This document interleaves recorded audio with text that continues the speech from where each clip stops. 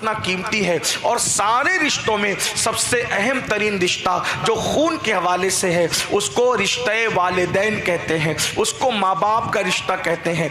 आज हम रिश्तेदारी को अहमियत नहीं देते, आज हम रिश्तेदारी को जो है वो ज़र्रा बराबर भी अहमियत नहीं देते। आज का इंसान खुद गर्ज बन गया है, आज का इंसान सेल्फिस्ट बन गया है, आज का इंसान सिर्फ अपनी अपनी देखने लगा है। अल्लाह अकबर। अल्लाह के रसूल अलैहिस्सलाम ने आज से 1400 साल पहले फरमाया कि अगर तुम पेट भर के खा के सो जाओ और तुम्हारा पड़ोसी भूखा है तो तुम कामिल मोमिन नहीं हो सकते। मुझे बताओ, जो पड़ोसी का ख्याल ना करे वो कामिल मोमिन नहीं हो सकता, जो अपने भाई बहनों का ख्याल ना करे वो कामिल मोमिन कैसे हो सकता है। मेरे प्यारे आका अलैहिस्सलाम के प्यारे दीवानों, जब भाई बहनों का इतना ख्याल रखने का हुक्म है, मेरे भाइयों भाई बहन तो अपनी जगह है, यहां तक फरमाया गया अगर तुमने मुर्गी घर में पाल रखी है तो दिन में कम से कम 6-7 मरतबा उसको दाना दिखाओ। अगर मुर्गी भूखी रह गई तो अल्लाह तुम्हारी इबादतें तुम्हारे मुंह पे मार देगा कि तुमने मुर्गी को क्यों भूखा रखा।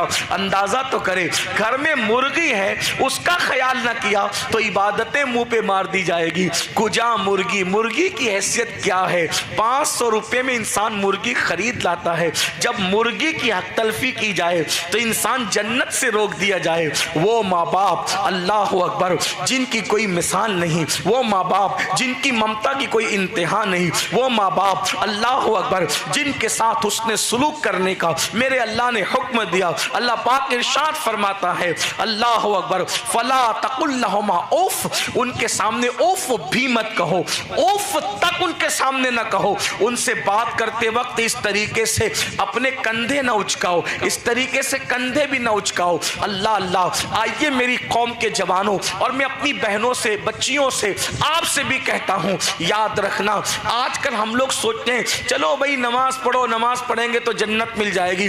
अच्छी तरह याद रखना, सिर्फ नमाज से जन्नत नहीं मिलेगी, सिर्फ एक रुकन पूरे दीन में नमाज नहीं है, नमाज दीन का सुतून है। और आप जानते हैं अच्छे पढ़े लिखे लोग यहाँ मौजूद होंगे, समझदार लोग यहाँ मौजूद है। जो सुतून होता है वो पूरी इमारत नहीं होता, सुतून पर इमारत ठहरती है, लेकिन सुतून सुतून है, मुकम्मल इमारत है। तो दीन का सुतून नमाज है, लेकिन याद रखना सुतून को मुकम्मल इमारत नहीं कहते। मुकम्मल इमारत कई लवाजिमात से मिलकर के बनती है। ये जो फिक्र दे दी गई नमाज पढ़ो सब माफ हो जाएगा, नमाज पढ़ो जन्नत मिल जाएगी, याद रखिए अल्लाह के रसूल सल्लल्लाहु अलैहि वसल्लम फरमाते हैं, हदीस पाक का मफहूम है, मस्जिद जाने वालों जब मस्जिद जाया करो तो माँ बाप का मुंह देख के जाया करो। क्यों? क्योंकि अगर तेरे माँ बाप तुझसे राजी है तो अल्लाह तेरी नमाजें कबूल करता है, और माँ बाप नाराज है तो अल्लाह तेरी इबादत को तेरे मुंह पे मार देगा। अल्लाह अकबर। ये माँ बाप है, माँ बाप की बद्दुआ से विलायत छिन गई, माँ बाप की बद्दुआ से इज्जत चली गई, माँ बाप की बद्दुआ से अल्लाह अकबर साहिबे करामत लोगों को जिल्लत का मुंह देखना पड़ा। बुखारी शरीफ की हदीस, आजकल के नौजवान लड़के और लड़कियां अपनी धुन में मस्त हैं, वो माँ बाप को घर का कचरा समझते हैं। मैं बापू से कह रहा था दोपहर में, मैंने अर्ज़ किया कि हदीस में जो माँ बाप का हक हम पढ़ते हैं और आजकल के दीनदार हाजी नमाजियों को भी देखते हैं तो हमें ऐसा नहीं लगता कि हम माँ बाप का हक अदा कर पा रहे, नहीं है, नहीं नज़र आता। दीन किताबों में है, जुमले कड़वे लगे तो माफ़ करना, दीन किताबों में रह गया, दीनदार कब्रों में चले गए, अब नुमाइशें हो रही है बस। जब तक बाप और माँ जिंदा थे दवा को तरसते थे, दवा को, और अब मर गए तो 40 पायली का चहलुम हो रहा है। किसके लिए हो रहा है आप मुझे बताएं? जब तक माँ बाप जिंदा थे ईद के दिन अच्छे कपड़ों को तरसते थे, और अब मर गए तो तीजे में मनो टनो चने आ रहे हैं, चने तकसीम। किसके लिए तकसीम हो? मैं मुखालिफ नहीं हूँ, इसाले सवाब हमारे यहाँ है, हम वो साबित है, हम उसके मुखालिफ नहीं, लेकिन आपसे पूछता हूँ जिंदगी में जो माँ बाप के काम ना आए जी, ये बात याद रखना, माँ बाप की कब्रों पर फूल चढ़ाने का वो सिला नहीं है जो जीते जी माँ बाप पर फूल चढ़ाने का सिला है। मरने के बाद लोगों को दिखाने के लिए माँ बाप की कब्रों पे फूल चढ़ाने वालों, जिंदगी में उनका सहारा बनो, जिंदगी में उनको खुश करो। क्या कभी जीते जी हमने माँ बाप को फूल ला करके दिया? बताएं आप, कभी हमने उनको कोई गिफ्ट ला के दिया, कोई तोहफा ला करके दिया? आज माँ बाप का मतलब बोझ, माँ बाप का मतलब घर का कचरा। एक चपरासी की भी तो कोई अहमियत है, माँ बाप की उतनी भी अहमियत नहीं। छोटे छोटे बच्चों की अहमियत है, माँ बाप की अहमियत नहीं है। छोटे बच्चे अगर कहें अब्बा मुझे ये चाहिए, अम्मा मुझे ये चाहिए, बराबर उनको दिलाया जाता है। और अगर माँ बाप मुतालबा करे तो दिल पे गिरा गुजरता है। अगर माँ बाप ज्यादा बीमार रहने लगे तो औलाद को तकलीफ होती है, यार कितना खर्च करो इनके पीछे। याद रखना, जिनका माल माँ बाप पे खर्च नहीं होता, फिर उनका माल पुलिस वालों को रिश्वत की शक्ल में जाता है। जिनका माल माँ बाप पे खर्च नहीं होता, फिर वो माल जिना के अड्डों पे खर्च होता है, वो माल शराब के अड्डों पे खर्च होता है, वो माल फिर चोरी होता है, वो माल फिर आग लगता है। अपने माल के सबसे ज्यादा अगर कोई हकदार हैं, अपने माल के सबसे ज्यादा कोई हकदार है तो कुरान कहता है वो तुम्हारे माँ बाप हैं। मस्जिद बनाने से ज्यादा अज्र माँ बाप पे खर्च करने में है, मदरसे में चंदा देने से ज्यादा अज्र माँ बाप पे खर्च करने में है। किसी नेकी पर आप खर्च करो, वो सिला नहीं मिलेगा जो माँ बाप पे खर्च करने की वजह से मिला करता है। आज हमने माँ बाप को क्या समझा? आइए हदीस पाक की तरफ चलें। अर्ज ये कर रहा था, माँ बाप को लोग अहमियत नहीं, बल्कि आजकल के लड़के लड़कियां कहते अरे इनको क्या समझ, इनका दौर तो गया, ये बुढ़े हो गए, इनका दौर गया, इनको क्या समझता है। इन्ना लिल्लाहि व इन्ना इलैहि राजिऊन। आइए अल्लाह के रसूल अलैहिस्सलाम की हदीस पाक का मफहूम सुने, दिल के कानों से सुने। बहुत देर तक आपको आजमाइश में नहीं रखूंगा, लेकिन दिल के कानों से सुने। अल्लाह के रसूल अलैहिस्सलाम फरमाते, दो बच्चों ने बचपने में कलाम किया। हदीस पाक का मफहूम है, दो बच्चों ने बचपने में कलाम किया। एक बच्चा वो जिन्हें दुनिया हज़रत सैयदना ईसा अलैहिस्सलाम के नाम से जानती, और भी बच्चों का जिक्र अलग अलग हदीसों में है। जहाँ से मैं पढ़ रहा हूँ बुखारी शरीफ की हदीस, उसमें दो बच्चों का जिक्र है। हालांकि बच्चों ने और भी कलाम किया, लेकिन हुजूर अलैहिस्सलाम की आदत करीमा है, माहौल की मुनासिबत से मेरे आका अलैहिस्सलाम कलाम फरमाया करते थे। वो सुखन है जिसमें सुखन न हो, वो बयां है जिसका बयां नहीं। तो फरमाया दो बच्चों ने कलाम किया। नंबर एक, ईसा इब्ने मरियम ने झूले से कलाम किया। नंबर दो, दूसरा छोटा सा दूध पीता बच्चा जिसने कलाम किया, वो हज़रत जुरैज के दौर का बच्चा है। हज़रत जुरैज ये बनी इसराइल के औलिया में से थे। अब एक बात आप ज़रा तवज्जो करना, ध्यान थोड़ा सा, अगर आप उठ बैठ बंद कर दें तो बड़ी नवाजिश होगी। मैं 1 मिनट का टाइम देता हूँ, जिसको उठ के जाना है वो उठ जाएं, और जिन्हें बैठना है फिर वो बैठे, फिर बैठे तो बैठे हैं, थोड़ा सा मेरा साथ दें। इसलिए कि जब आप उठ बैठ करते हैं तो थोड़ी सी दिक्कत होती है। एक बार बुलंद आवाज़ से नबी और आले नबी पे दुरूद शरीफ पढ़ें। अल्लाहु रब्ब मुहम्मदिन सल्लल्लाहु अलैहि वसल्लम नहनु इबादु मुहम्मदिन सल्लल्लाहु अलैहि वसल्लम सलातु व सलामन अलैका या रसूल अल्लाह सल्लल्लाहु तआला अलैहि वसल्लम। तो अल्लाह के रसूल अलैहिस्सलाम फरमाते हैं, जुरैज जो थे ये बनी इसराइल के औलिया में से थे। अब आप इस पे गौर करें, हम जिसे वली कह दें, कोई ज़रूरी नहीं कि वो वली हो, हमें मुगालता भी लग सकता है। हम लोग तो खरे और खोटे सोने में फ़र्क नहीं कर पाते, तो सच्चे वली और नकली आदमी में हम क्या फ़र्क कर पाएंगे, है ना। और लोग मुंह उठा के किसी को भी वली कह देते हैं, और कोई ऐसे भी वली नहीं होता। देखो, हर नेक वली नहीं होता है, हर नेक बंदा वली नहीं होता है, मगर हर वली नेक होता है। तो कुछ लोग नेक होते हैं, आप कुछ लोगों को नेक कहने पर भी रुक जाया करें, ये बहुत बड़ी चीज़। वली कहने से गुरेज किया करें, क्यों? इसलिए कि वली को वली पहचानता है। वली को, किसी को वली डिक्लेयर करने के लिए आपको भी वली होना चाहिए। आज हम हर नंगे धड़ंगे को जिसको देखो उसको वली कह देते। जिम्मेदारी आप पर है, अल्लाह क़यामत में पूछेगा, मैंने उसको दोस्त न बनाया था, तूने उसको मेरा दोस्त कैसे कह दिया।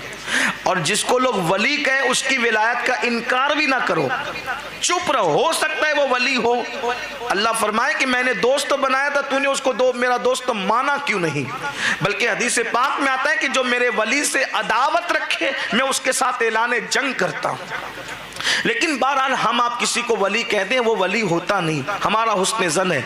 लेकिन अल्लाह अकबर, जुरेज कैसा इंसान है कि उसको सैयदुल आलमीन वली फरमा रहे हैं कि वो बनी इसराइल के औलिया में से थे, एक वली थे वो, और उनका मिजाज था, वो रात तो दिन इबादत में रहते थे।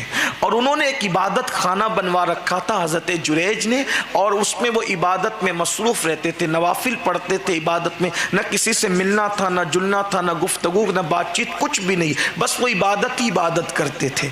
एक दिन उनकी अम्मी को ख्याल आया, मेरा बेटा अपनी खानकाह में, इबादत गाह में इबादत करता है, चलो चल करके आज उससे मुलाकात करते हैं। माँ आई, दरवाज़ा बंद था, माँ ने दस्तक दी।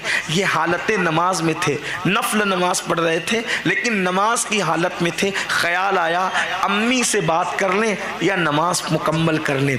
तो जब ये ख्याल आया नमाज में, ये ख्याल माँ से मिलूं या नमाज पूरी करूं, तो दिल ने कहा अल्लाह की इबादत कर रहा हूं, नमाज पढ़ रहा हूं, अभी माँ से बाद में मिल लेंगे, नमाज पूरी कर लेते हैं। इधर वो नमाज पूरी करने में लगे, नमाज मफहूम के तौर पे शरा के साथ बयान कर रहा हूँ, इधर नमाज पूरी की, फिर ख्याल माँ का दिल से चला गया, नमाज फिर शुरू की, माँ ने फिर दस्तक दी, फिर दस्तक दी, तो फिर ख्याल आया अरे माँ मुंतजिर है, अब नमाज पूरी करूँ कि माँ से मिलूँ। ऐसे में फिर नमाज मुकम्मल करने का ख्याल हुआ, नमाज फिर मुकम्मल की, माँ से कुछ देर में मिल लेंगे, और उसके बाद फिर नमाज पूरी की और ख्याल जहन से निकल गया माँ का, फिर नमाज शुरू की, फिर दस्तक हुई, 3 बार माँ ने दस्तक दी। माँ माँ होती है, अच्छी तरह याद रखना, जिसके दिल में आपके लिए जितना ज़्यादा प्यार होगा, उसका दिल आपके हवाले से उतना ज़्यादा नाजुक होगा। एक बात अच्छी तरह ख्याल रखना, जो आपसे जितना ज्यादा प्यार करता है, उसका दिल आपकी छोटी सी किसी हरकत से जल्दी से दुख जाता है। इसलिए कि पड़ोसी का बच्चा, उससे कोई तवक्को नहीं, वो गाली भी दे दे तो कुछ नहीं असर पड़ता ज्यादा, लेकिन खुद का बच्चा अगर नजर भी फेर ले तो माँ बाप दिन भर चैन से नहीं रहते, उनका दिल टूट जाता है। माँ बाप का दिल बड़ा कमजोर होता है, माँ बाप का दिल बड़ा नाजुक होता है। अल्लाह अकबर, 3 मरतबा हजरत जुरैज की माँ ने दस्तक दी, इंतजार किया, लेकिन जब हजरत जुरैज ने कोई जवाब नहीं दिया तो माँ का दिल टूटा, और टूटे हुए दिल से माँ की जबान से 2 जुमले निकले, जुरैज तू माँ से नहीं मिलना चाहता, जा, मरने से पहले पहले तू किसी ना किसी बदजात औरत का मुंह देखेगा। माँ की ज़ियारत नहीं करना चाहता, माँ से नहीं मिलना चाहता, जा तू किसी बदजात औरत का मुंह देखेगा, उस वक्त तक तुझे मौत नहीं आएगी। माँ ने बद्दुआ दी, याद रखना, माँ की दुआ बाप की दुआ, माँ की बद्दुआ बाप की बद्दुआ कभी रद्द नहीं होती। अल्लाह अकबर। अल्लाह के रसूल अलैहिस्सलाम फरमाते हैं, हर चीज को अल्लाह से पर्दा है, हर चीज, अल्लाह ने हर चीज से पर्दा किया है, अल्लाह ने हर चीज से पर्दा किया है। 2 चीजों से खुदा का पर्दा नहीं है, एक कलमा ला इलाहा इल्लल्लाह, ये हर हाल में कबूल होता है, तवज्जो करना। अल्लाह अकबर। कोई इबादत करे, अगर किसी के पेट में हराम लुकमा है उसकी इबादत रद्द हो जाती है, कोई शराबी है इबादत रद्द हो जाती है, दुआ करे पेट में हराम है इबादत रद्द हो जाती है, काफिर कोई काम करे इबादत रद्द हो जाती है, लेकिन कलमा ला इलाहा इल्लल्लाह के साथ अल्लाह का कोई पर्दा नहीं है। कलमा कोई भी पढ़े, कलमे की तासीर उसको पहुंच करके रहती है, हत्ता कि अगर मुशरिक पढ़ता है ला इलाहा इल्लल्लाह मुहम्मदुर रसूलुल्लाह, तो मुशरिक ईमान की सरहदों में दाखिल हो जाता है। अल्लाह अकबर। और ईमान लाने से पहले उसके जितने जराइम थे, इस एक कलमे के सदके में सब माफ हो जाते हैं। कलमा इंसान को गुनाह से ऐसे पाक कर देता है जैसे अभी माँ के पेट से पैदा हुआ। आइए एक बार बुलंद आवाज से पढ़ ही ले कलमा तैयबा, ला इलाहा इल्लल्लाह मुहम्मदुर रसूलुल्लाह। तो फरमाया अल्लाह के रसूल अलैहिस्सलाम ने, हर चीज से खुदा ने पर्दा फरमाया है, खुदा और चीजों के दरमियान पर्दा है जैसा कि उसकी शान है, लेकिन 2 चीजों से अल्लाह ने पर्दा नहीं किया, एक कलमा तैयबा है ला इलाहा इल्लल्लाह मुहम्मदुर रसूलुल्लाह, और दूसरी चीज माँ बाप की दुआ और बद्दुआ है, इधर निकलती है उधर उसकी बारगाह में पहुंच जाया करती है। अल्लाह अकबर। माँ की दुआ, माँ की बद्दुआ, बाप की दुआ, बाप की बद्दुआ कितना भी नेक होगा लग के रहेगी, उसका असर नजर आए। साहिबे तफसीरे कशाफ अल्लामा ज़मख़शरी। ज़मख़शरी कौन है पता है? शेख ज़करिया मुल्तानी जैसों के बेटे ज़मख़शरी की तफसीर पढ़ते पढ़ाते थे। उलमा जानते हैं ज़मख़शरी की तफसीर कशाफ का क्या हाल है। अल्लामा ज़मख़शरी आखिरी उम्र में लंगड़े हो गए थे, पैर टूट गया था। किसी ने पूछा ज़मख़शरी से कि तुम्हारा पैर आखिर उम्र में टूट गया, बड़े नेक परहेजगार कहलाते हो। कहा ये मेरी माँ की बद्दुआ का नतीजा है कि बुढ़ापे में पैर टूटा। कहा वो कैसे? कहा कि मेरा बचपना था, मैं बचपने में चिड़िया के बच्चे से खेल रहा था, उसको मैंने धागा बांध रखा था। चिड़िया का बच्चा उड़ रहा था, उड़ता तो मैं धागे से समेटता, उड़ता तो समेटता, और फिर वो बच्चा घोंसले में घुसा और घुस के उसने अपने पैरों से घोंसले को मजबूती से पकड़ा। मैं खींचता रहा, वो नहीं निकलता था, मैं खींचता रहा, हत्ता कि उसकी टांग बाहर आ गई। मेरी माँ ने देखा, गुस्से से कहा तूने परिंदे की टांग तोड़ी, अल्लाह तेरी टांग तोड़े। यहाँ माँ बाप से भी कहता हूँ गुस्से में आया करो, बद्दुआ मत दिया करो, क्योंकि जब तुम बद्दुआ दोगे तो कबूल ही होगी। अपनी औलाद की बर्बादी ना चाहो, गुस्से में आओ, नादान है वो, नादान है, लेकिन उनके लिए बद्दुआ मत दो। तुम्हारी दुआ भी फौरन कबूल, तुम्हारी बद्दुआ भी फौरन कबूल। इसलिए उनके बारे में गलत जुमले मत कहो। बल्कि बच्चों को बुखार भी आए ना तो माँ ये ना कहा करे, बाप ये ना कि बहुत बुखार है, बहुत ना कहा करो, क्योंकि तुमने कहा बहुत है, थोड़ा भी होगा तो बहुत हो जाएगा, क्योंकि तुम्हारी बात कबूल है। माँ बाप बहुत एहतियात से काम ले। हुजूर हाफ़िज़ मिल्लत रहमतुल्लाह अलैह जब शागिर्दों पे गुस्से में आते थे तो कहते थे ओ जन्नती, गुस्से में भी कहते थे ओ जन्नती। क्यों?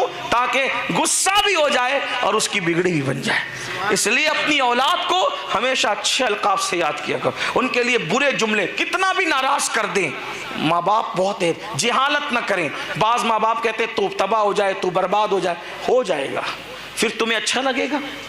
इसलिए औलाद के लिए माँ बाप बहुत मोहतात रहे। तो अर्ज ये कर रहा था, जुरेज की माँ ने कहा जुरेज माँ से नहीं मिलता तू, जा किसी बदजात का मुंह देखेगा मरने से पहले।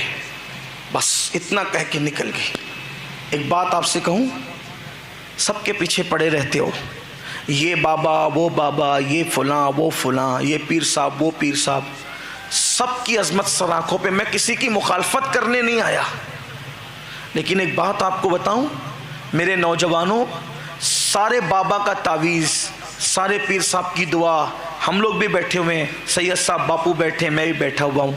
देखो मेरी आदत है कि मैं सच्ची बात करना चाहता हूँ, क्योंकि मुझे ख्याल है कि अल्लाह ने अगर मुझे इस मनसब पे बिठाया है तो क़यामत में अल्लाह मुझसे पूछेगा कि तूने हक़ कहा था कि नहीं।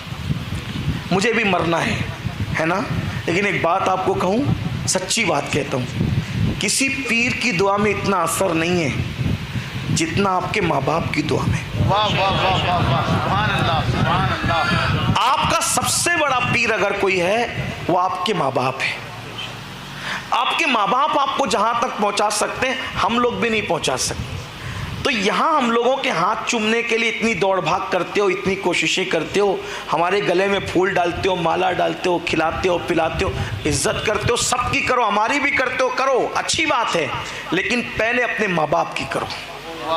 अगर आप हम लोगों के हाथ चूमते और माँ बाप को तेज नजर से देखते, उनको धक्का देते, उनको गाली देते, घर से निकालते, हमारे हाथ पकड़ के कहते हो चलो घर में दुआ करो, चलो घर में दुआ करो, बापू चलो दुआ करो, अरे तेरी जन्नत तो तेरे घर में है।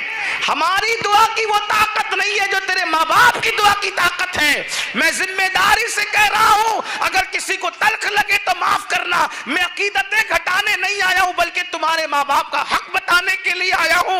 ऐ मेरी कौम के जवानों, बड़े से बड़ा पीर अगर दुआ करे, बड़े से बड़ा आलिम दुआ करे, बड़े से बड़ा मुत्तकी दुआ करे, कोई गारंटी नहीं है कि तुम्हारे हक में कबूल होगी, लेकिन रसूलुल्लाह ने गारंटी दी है, जब जब तुम्हारे माँ बाप तुम्हारे लिए हाथ उठाते हैं, हाथ बाद में उठते हैं, पहले दुआ कबूल हो जाया कर।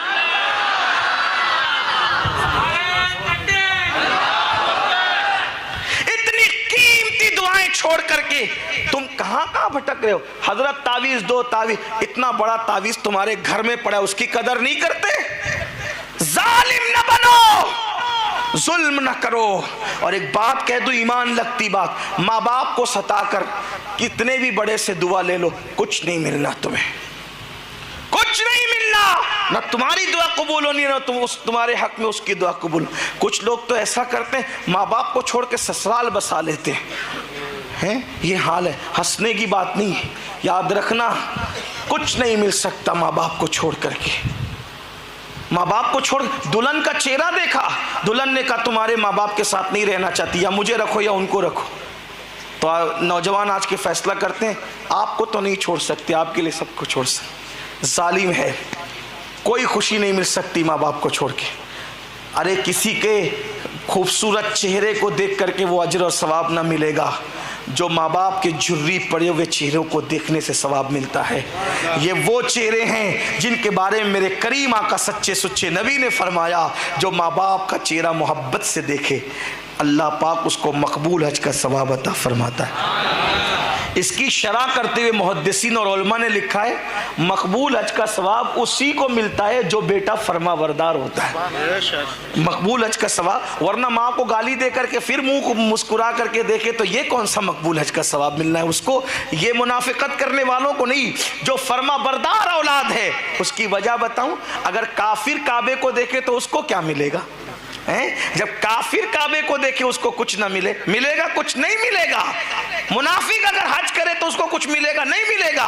तो जब मुनाफिक काबे में जाकर कुछ नहीं पा सकता, अरे अबू लहब मक्के में मरा, अबू लहब मक्के में मरा, है कोई जिम्मेदारी लेने वाला कि उसको मक्के की जमीन बरकत देगी? नहीं देगी। मक्के में मर के भी जहन्नमी है। क्यों? इसलिए कि मक्के वाले का फरमाबरदार नहीं था। यहां तो सिला फरमाबरदारी पे मिलता है। जैसे अबू लहब को मक्के की जमीन में दफन होना फायदा नहीं देगा क्योंकि वो मक्के वाले का फरमाबरदार नहीं था, वैसे माँ बाप का चेहरा देखना नाफरमान और दिल दुखाने वाली औलाद को फायदा नहीं दे सकता। ये फायदा उसी को मिलेगा जो माँ बाप का दिल खुश करता है। वरना बाप से लड़े, माँ से लड़े, मैं तो अपनी पसंद की शादी करूंगा, और फिर कहा कि चेहरा देख में मकबूल हज का सवाब ना, ऐसा नहीं हो सकता। माँ बाप कहे तो मैं तो अपनी पसंद की जगह रहूंगा, तुम्हारे साथ नहीं रहूंगा, मैं तो अपनी पसंद की तिजारत करूंगा, तुम्हारे साथ नहीं। याद रखना, बड़े खसारे में है। हदीस पाक में अल्लाह के रसूल अलैहिस्सलाम फरमाते हैं, अगर तेरे माँ बाप तुझसे राजी है, समझ जा अल्लाह राजी है। अल्लाह तो दिखता नहीं है ना, मेयार क्या दिया? माँ बाप राजी अल्लाह राजी, माँ बाप नाराज अल्लाह नाराज। एक शख्स बैत करने के लिए अल्लाह के रसूल के पास, हुजूर के पास बैत करने, हुजूर अलैहिस्सलाम के पास बैत करने आया, या रसूल मैं आपके हाथ पे बैत करना चाहता हूँ, बैत। हुजूर अलैहिस्सलाम ने फरमाया अच्छा। हुजूर मैं जब आ रहा था ना, मेरे माँ बाप रो रहे थे, मैं माँ बाप को रुला क्या? आका ने बैत नहीं फरमाया, जा पहले जैसे रुलाया वैसे हंसा, पहले उनको हंसा, उनको राजी कर, बाद में आके बैत करना। ये इस्लाम है, ये दीन है। तो बात दूर निकलती, अब मैं इसको समेटता हूँ। हज़रत जुरेज, उनकी माँ ने बद्दुआ की, उनको वली किसने कहा? किसने कहा? अल्लाह के रसूल ने। अल्लाह के रसूल उनको अल्लाह वाला कह रहे हैं। हजरत जुरेज, माँ कहती है मरने से पहले तू किसी बदजात का मुंह देखेगा, माँ की ज़ियारत नहीं करना, जा मत कर किसी बदजात। अभी माँ तो कह के चली गई, लरस गए, कांप गए। एक औरत थी, नीचे एक शख्स रहता था, ऊपर ये रहते थे। उसने उस शख्स के साथ मुंह काला किया, और जब बच्चा पैदा हुआ, नाजायज बच्चा, बिन बाप का बच्चा, तो लोगों में चेमेगोइयाँ होने लगी, ये बच्चा कहाँ से है, इसकी तो शादी नहीं हुई, बच्चा कहाँ से आया? तो वो मुकद्दमा बादशाह के दरबार में रखा गया कि ये शौहर वाली ने ये बच्चा लाई कहाँ से। तो अब जब इंसान फंसता है तो किसी को उसने फंसाना ही है, तो उसने कहा ये बच्चा जुरेज का है। जुरेज ने कभी उसको देखा नहीं, और उसने ठोक दिया नाम, ये जुरेज का बच्चा है। बादशाह ने कहा उस मक्कार को खूब पिटो और उसका इबादत खाना तोड़ दो। इबादत का मकर करता है और पाप करता है, जिना करता है। जाहिर सी बात है, अच्छाई तो लोगों को नजर नहीं आती, हर दौर में बुराई को लोग ज्यादा देखते हैं। है ना, इसलिए कि लोग होते बुरे हैं, तो जो जैसा होता है उसको लोग वैसे ही नजर आते हैं। उसका इबादत खाना तोड़ो, उसको मारो पीटो। लोग आए, खूब मारा, खूब पीटा, इबादत खाना तोड़ दिया, जमीन बोस कर दिया। किसका? वली का। रात और दिन इबादत करने वाला बेकसूर आदमी, कोई कसूर नहीं, गले में रस्सी डाली और रस्सी डाल करके इस तरह जिल्लत के साथ जलील करते हुए लेकर चले।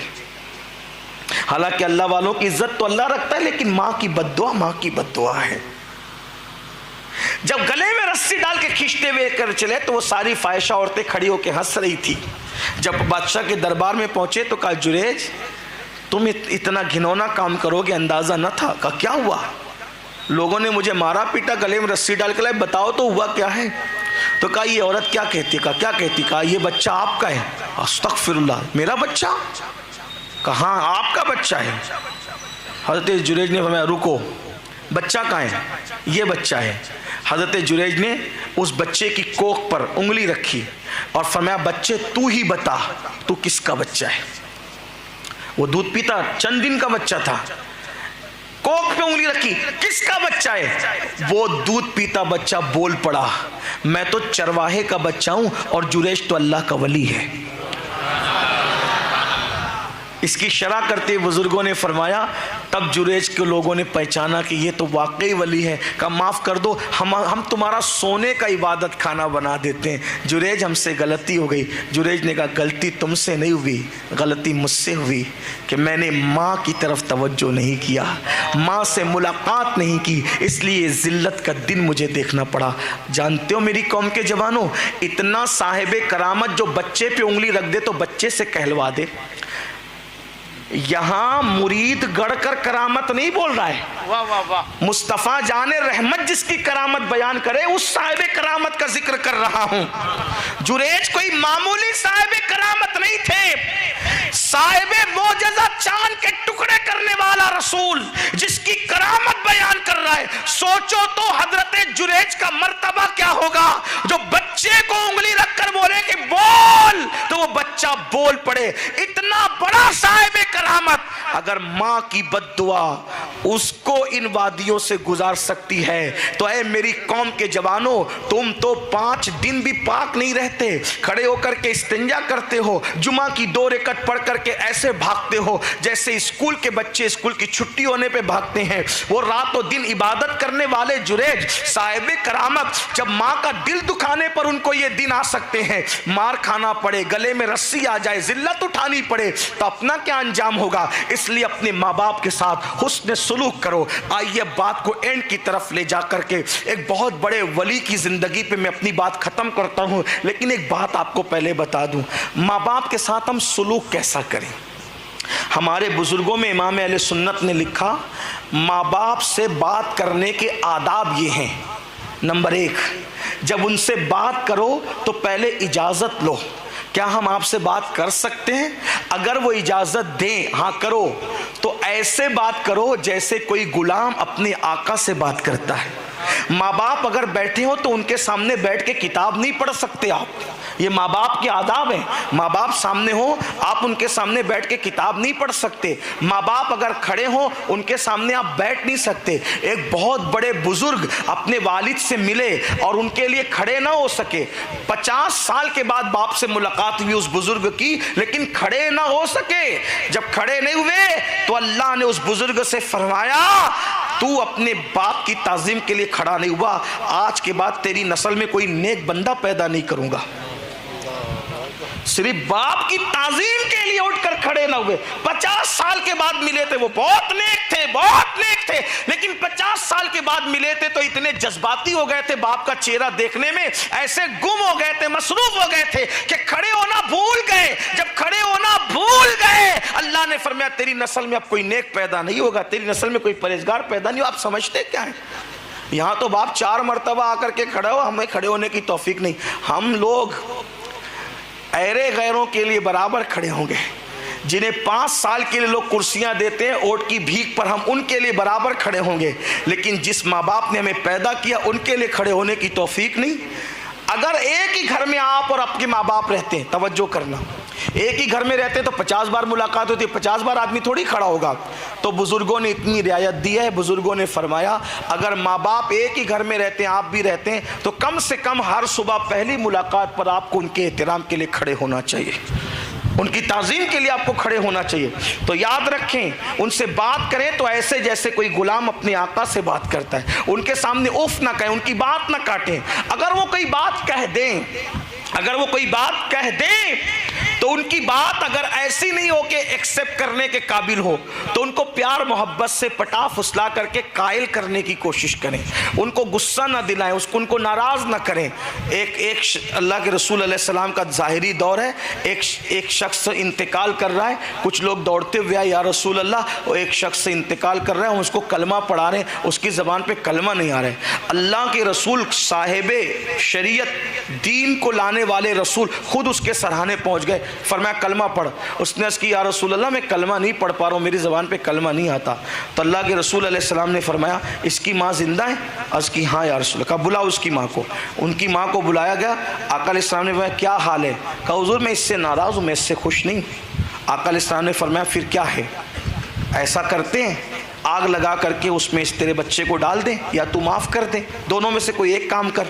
उन्होंने, माँ तो माँ होती है, तड़प गई, हुजूर ऐसा ना करें, आग में ना डालें, मैं उसको माफ़ करती हूँ। इधर माँ ने माफ़ किया, उधर उनकी ज़बान पे कलमा तैयबा जारी हो। यानी अगर माँ नाराज़ है तो जिसने रसूलुल्लाह के हाथ पे कलमा पढ़ा, मरते वक्त तो उसकी ज़बान पे कलमा नहीं। आप माँ बाप की अहमियत समझें, आप गौर तो करें, ज़रा अंदाज़ा तो करें। आपने अपने माँ बाप के हाथ पे कलमा पढ़ा है, जिसकी ज़बान पे कलमा नहीं आ रहा था उस नौजवान ने अल्लाह के रसूल के हाथ पे कलमा पढ़ा। लेकिन बात इतनी है कि माँ नाराज़ है तो मरते वक्त ज़बान पे कलमा नहीं आ रहा है। आइए